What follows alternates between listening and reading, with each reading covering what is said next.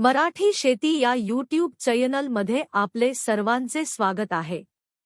दिलेल्या व्हिडिओमध्ये हा ऊस फक्त 9 महिन्याचे पीक असून त्याची लांबी तुम्हाला दिसत असेल। असं उत्पन्न काढायचं असेल तर आपल्या चॅनलला सबस्क्राइब करा।